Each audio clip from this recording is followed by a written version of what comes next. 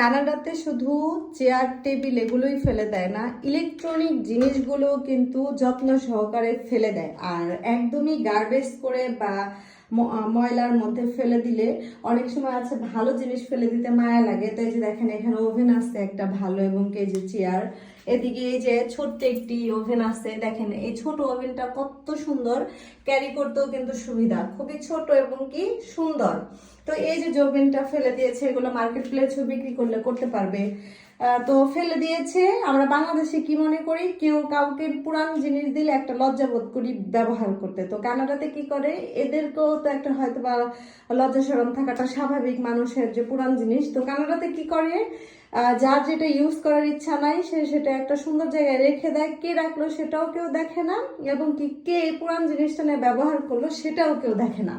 তো এই জিনিসগুলো কিন্তু অন্য কেউ প্রয়োজন হলে অবশ্যই সেই জিনিসগুলো নিয়ে ব্যবহার করবে। দেখেছেন কানাডা এমনি এমনি সুন্দর দেশ না, শান্তিপ্রিয় দেশ না। পুরাতন জিনিসগুলো সেকেন্ড হ্যান্ড হিসেবে অন্য একজন কিন্তু ব্যবহার করে, এবং সবসময় এমনটাই করে। তো অনেক ভিডিওতে কথা বলি।